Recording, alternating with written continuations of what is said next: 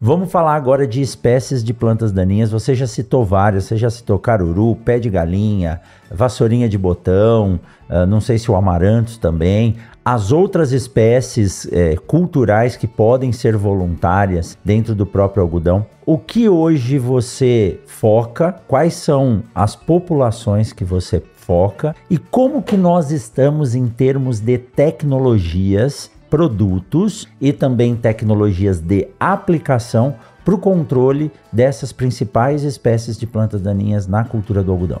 Bom, Jair, vamos lá, começar falando um pouco sobre as espécies primeiro, né? Eu acho que se eu tivesse que elencar para você qual que é o principal desafio, a principal dor de cabeça do produtor hoje na cultura do algodão, não só na cultura do algodão, no sistema, né? Como eu te falei para vocês, né? É um sistema, na verdade. Exato. Eu costumo dizer que a planta daninha não é do algodão, a planta daninha é da área, né? Então, se planta soja, se planta algodão, se planta milho, o desafio está ali, né? Claro que cada cultura tem suas particularidades em termos de produto que pode ser utilizado, mas é capim pé de galinha. Tá? Então, se eu tivesse que elencar para você qual que é o principal desafio do produtor hoje, como eu comentei com vocês, a gente roda bastante a campo, é capim pé de galinha. E é uma planta daninha, Rogério, que é problemática em todas as regiões, ela não é mais regionalizada. Eu vou falar um pouco sobre algumas outras que são problemáticas, mas estão um pouco mais regionalizadas. Mas o pé de galinha, de forma geral, ele está bem espalhado, sendo um desafio, não é difícil, na verdade.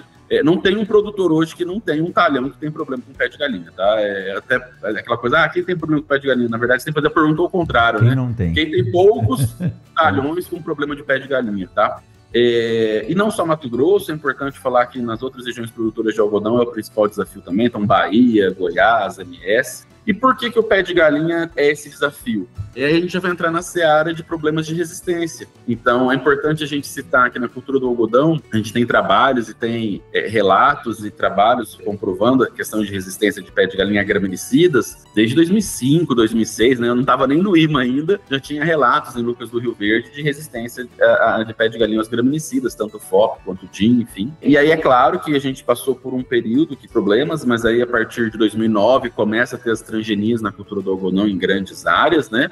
A gente teve, no primeiro momento, a possibilidade de trabalhar com glifosato, mas uma primeira geração era até a quarta folha verdadeira só, então foi muito pouco utilizado, questões de variedade também, mas não tinha muito sentido, porque a quarta folha verdadeira era 15 dias, 20 dias após a emergência, como a gente já falou, né, Rogério, uma cultura tão longa como o algodão era muito limitado. Então eu costumo dizer que a primeira tecnologia que é realmente de tolerância herbicida, que realmente revolucionou e ajudou bastante, foi em 2009 com o Liberty Link, que era o glufosinato. Lembrando que a tolerância ao glufosinato chegou primeiro no algodão do que na soja, né? Então, tanto que o produtor de algodão é muito familiarizado com o produto, porque já usa há muito tempo. E aí, quando eu volto a falar do pé de galinha, o que acontece, Rogério? A gente tem uma melhora, possibilidade com o glifosato em 2015 e 2016, né? Que é quando são lançadas as tecnologias de tolerância que permite o produtor aplicar ali sem restrição de período, né? Só que assim, até ele acostumar com variedade, ciclo, adubação, espaçamento, foi uns 2 anos, 2017. Então significa que até 2017, o manejo de plantas daninhas na cultura do algodão, de folhas estreitas, ficou muito em cima dos graminicidas, tá? Então a gente tem uma pressão de seleção muito maior nessas áreas que são de algodão ou soja algodão para os graminicidas do que uma área que é soja-milho.